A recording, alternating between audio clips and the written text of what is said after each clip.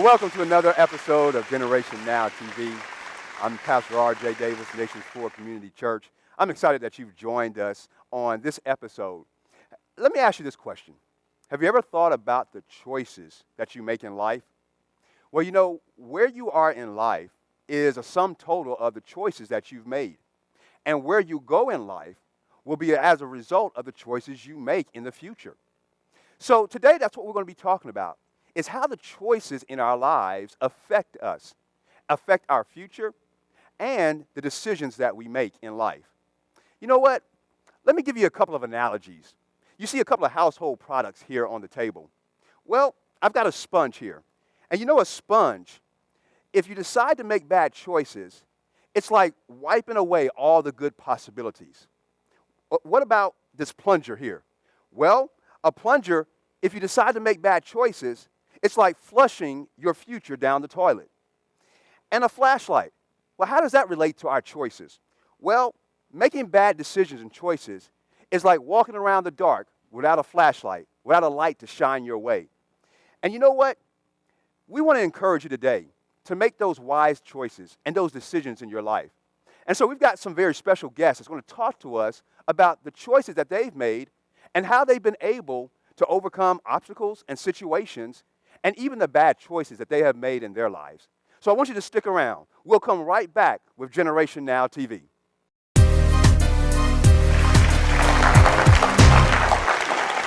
Welcome back to Generation Now TV. I'm so excited that you've decided to join us today. I want to introduce our very special guests that are with us. This morning, we have Mr. Sean Brown. He is the owner and CEO of BAD, and I'm going to let him talk a little bit about that, athletic. And we have Ms. Ramona Dowdell, who is a social worker and deals with families and individuals on a regular basis, day-to-day basis. And you know, we've been talking about choices and decisions that we make in our lives. And these individuals have some very good insight into the decisions, the choices that we make for our lives, and how they affect us in the future. Because if you don't know, the choices that you make today have an impact for your life tomorrow and down the line. And so it's very important for us to make wise and sound decisions and really think about where we're going in the future to make certain that the decisions that we make line up with that. And so I want to ask them a couple of questions. I just want to dialogue with you guys. First of all, tell me a little bit about your organization, what you do, Sean, and just share some insight with us from that perspective. Well, basically, as Minister Davis said, I'm with Brown Athletic Division. We call it BAD for short. Basically, it's a community youth outreach organization in which we try to specialize in helping kids be fit through sports, especially the game of basketball, and also try to help encourage them to be stronger and also have a relationship with Jesus Christ. And tell us a little bit about, Ramona, what you do as a social worker and how that is applicable to today and what we're talking about in making decisions. Okay. So on a everyday basis, I work with Department of Social Services, so with Child Protective Services. So each day I'm communicating with families and parents and children to help them understand how they can best work together. Because sometimes, as you guys know, when your parents tell you to do something, you don't want to do it, and you might act out a little bit. So just having that conversation with families about when you might need to fight a battle and when you might need to step down. So just helping with choices and decision making, and yeah, it's pretty much how it works. Sure. Now, you see families and individuals and children on a regular basis. Mm-hmm. Tell me about situations that you've seen that has been a result of bad choices, and how you counsel and guide those individuals. Okay, so an example of something that I've experienced where someone made a bad decision. Well, I'll say typically, and I don't want to get too graphic, but typically some of the bad decisions may come from, and I'll just speak to, you guys are teenagers, so that's some of the times the situations that I encounter are decisions that teenagers make to not come home on time. When you guys have a curfew, you're not showing up.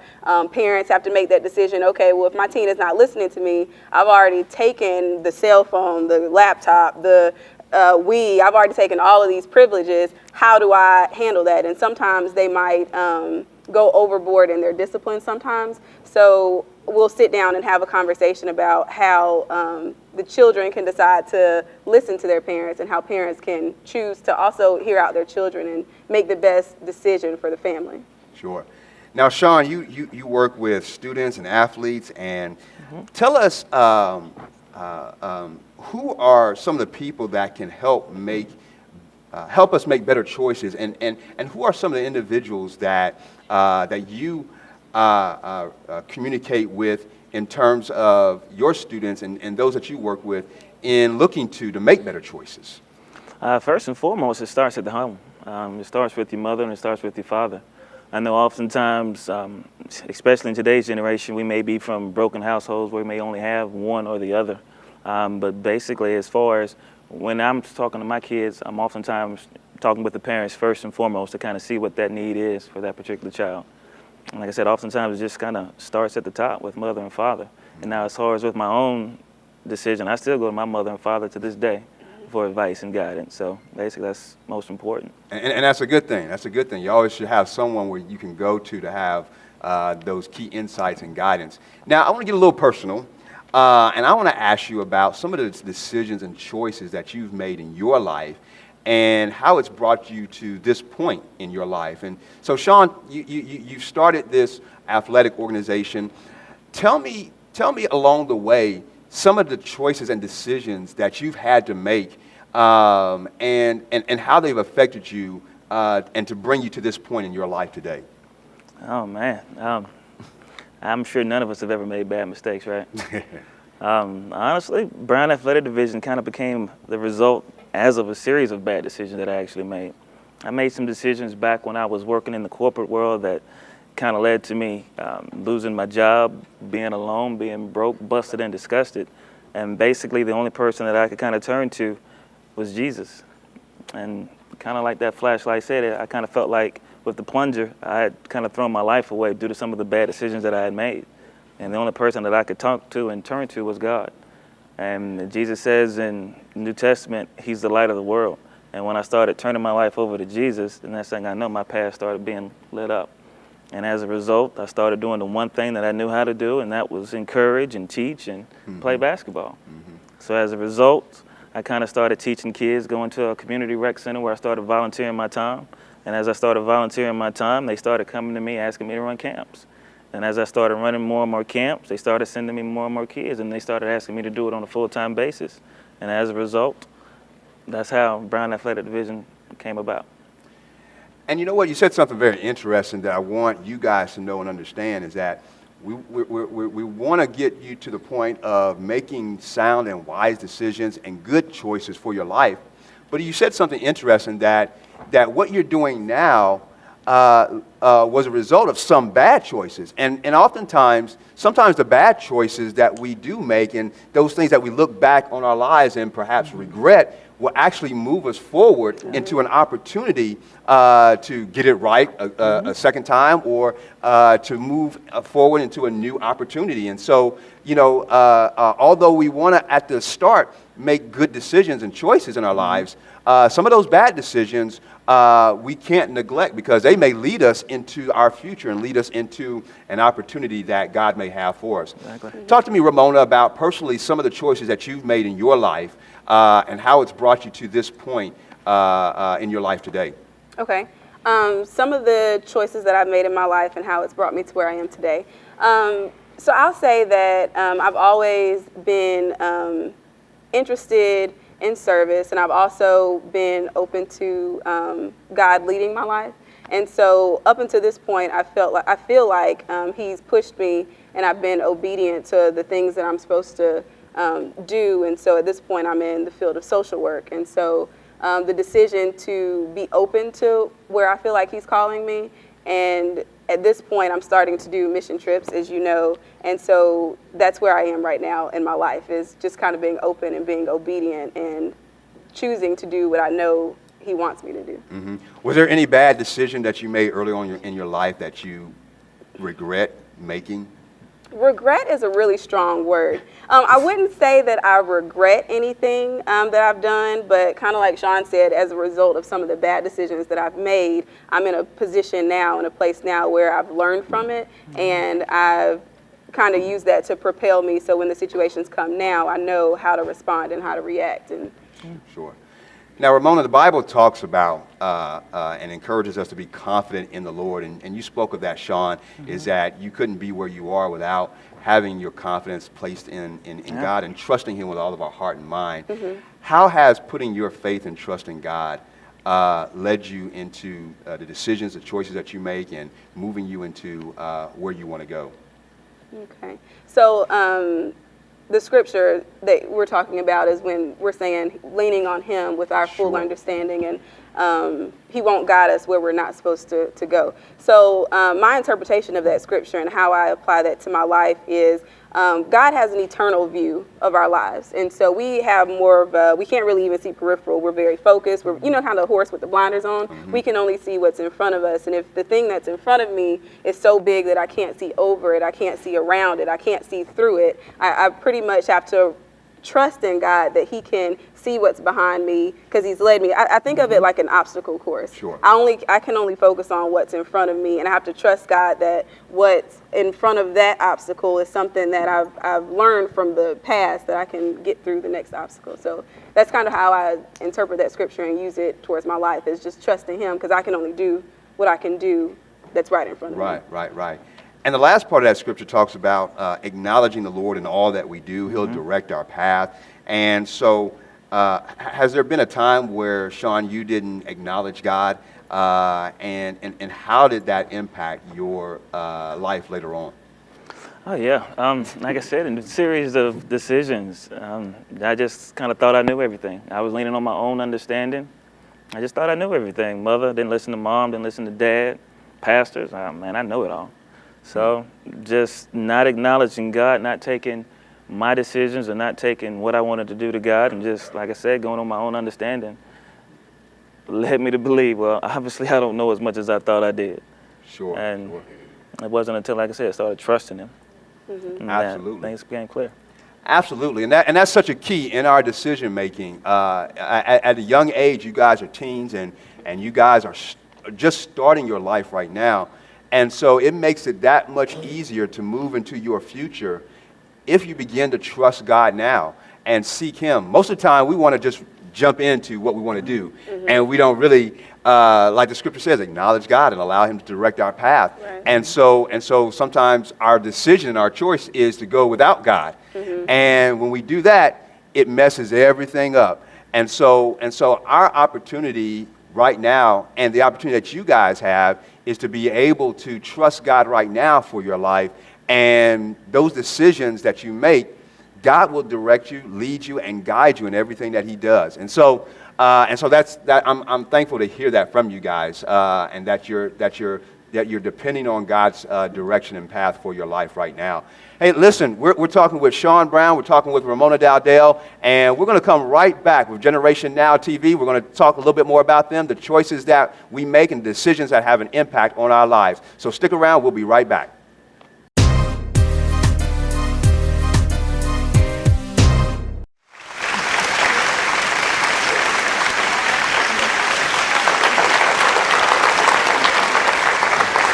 Welcome back to Generation Now TV, and I hope you have been able to have some time to consider what we've been talking about today, the choices that affect our lives, the decisions that will impact us for years to come, and I'm so thankful that Sean and Ramona are here to give some insight into those areas of our lives where we need to make good, wise, godly decisions, and begin to start that process even at a young age. Now, let me ask you this.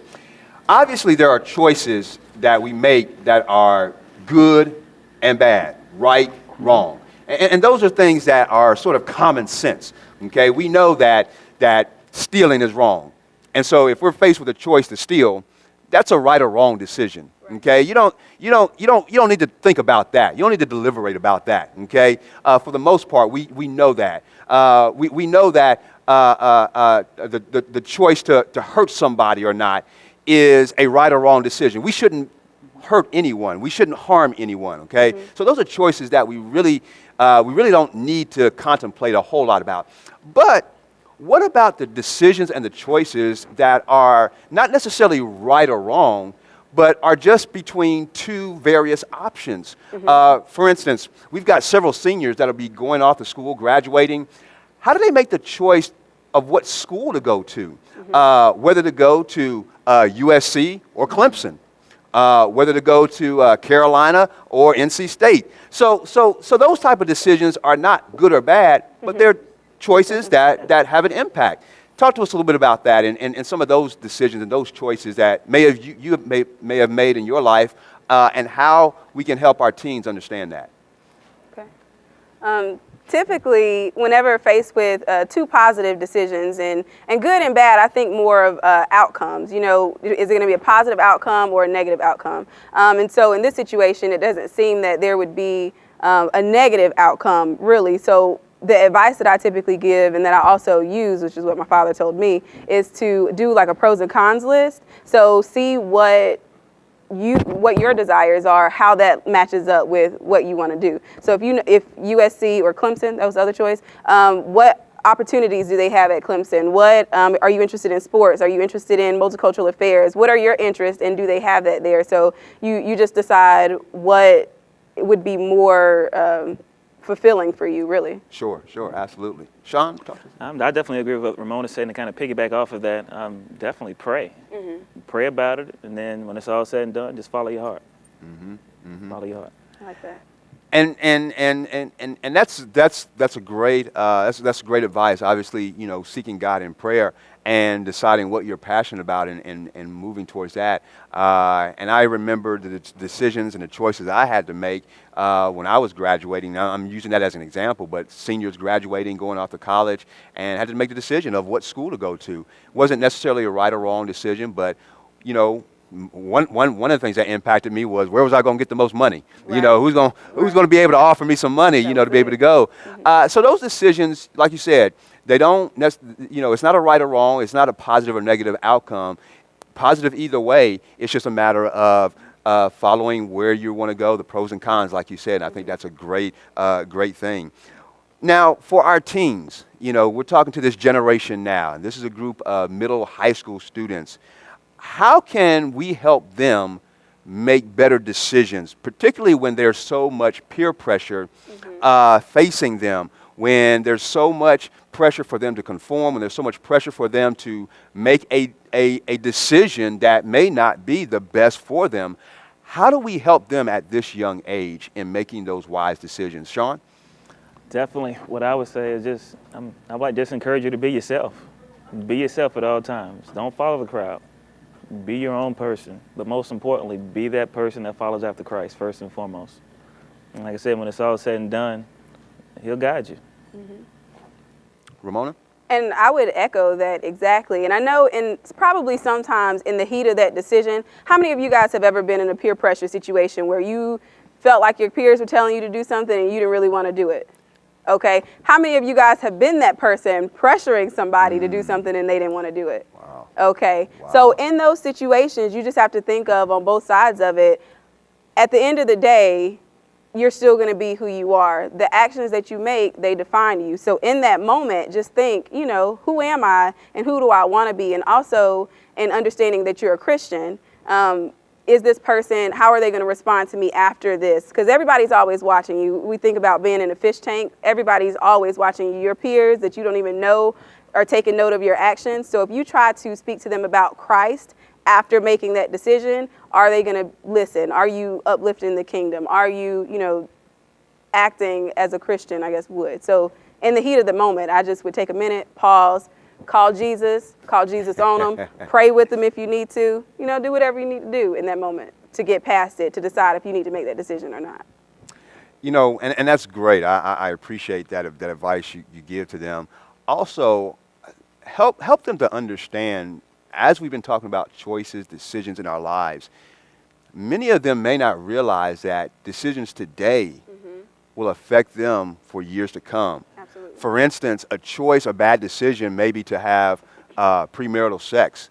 That will cause a outcome perhaps in the future, or a decision to, let's say, follow the crowd and drop out of high school, that's a decision that will affect them for the rest of their lives. How would we communicate to this generation that decisions today, what they do, will have an impact for the rest of their lives to come? And how do we really communicate that to them? How do we get that message across? What would you say? That's an awesome question. And typically, and just because in social work, I deal with people on a consistent basis and I ask a lot of personal questions. Some of the questions that I ask are, what's your highest grade level that you've completed? So did you complete high school? And oftentimes I'm also trying to help those same individuals get jobs. And so I don't know how to help you see that though, because I see it now because I ask the question and I see how that's affecting them. And every parent that I deal with, they're parents, so they have children. And I also see a lot of parents that have single mothers who may have 6 or 7 kids. And so they may still not be married. So I see it on a day-to-day basis, but I don't know how to help you guys understand that. I would just say, before you make a decision, think about the long-term effects of it. And it's kind of hard to see how that choice is what the consequences are in the actual moment of doing it. Sure. What else would you add, Sean, to that? Well, that is a good question, but I would say if you could, maybe picture your life like a river, and then thinking with that theme of looking at your life as a river. Every decision that you make look at that as being a stone that's placed in that river. And when you think about it, if you place enough stones in that river's path, you're going to change the flow of that river. Mm-hmm. And that's just how we are with our decisions. So think about it. If you make some bad decisions, that's going to eventually cause that river of your life to dam up and be stopped. So if you can, you always want to try to make the best decisions. And obviously going in, we never know exactly what's the best decision to make. Mm-hmm. But that's why we just trust in God as best we can, and hopefully we'll make enough right decisions to where that river can definitely flow in the direction in which we ultimately would want it to go. Great. I appreciate that. Great analogy. And I think that's something that hopefully our young individuals, this generation, will resonate with. I want to thank you guys. I appreciate you guys being here today and being a part of our conversation, and letting this generation know how important it is to make those sound and wise decisions, and for them to see that decisions that they make today can affect them and influence their life to come. And so I certainly appreciate you guys being here with them. I want you guys to give it up for them, for Sean and for Ramona being with us. I hope to get you guys back again, and thank you guys so much for being with us. Hey, listen, I want you to know and understand that it's so important to recognize the decisions that we make in our lives. You may be young right now. You may think, well, you know what? I've got all the time in the world. Decisions that I do right now is not going to impact me. Well, they do. Just like placing those stones in that river will move the flow of the river. Well, you got to think about today, how is your life going to look several years from now? Well, it'll look like that by the choices and the decisions that you make in life. And so as a Generation Now youth, young adult, I want you to understand and know the importance of making those sound decisions. First, trusting in God, knowing that He'll direct your path and He'll guide you through everything. And then seeking wise counsel and guidance. That's important to have in your life, because some decisions we simply need to know from others how they made that decision and how we can make the same choice and make the same move in the same direction. So I want to thank you once again for tuning in to Generation Now TV. We'll be coming back to you again with another episode, and I hope to see you then.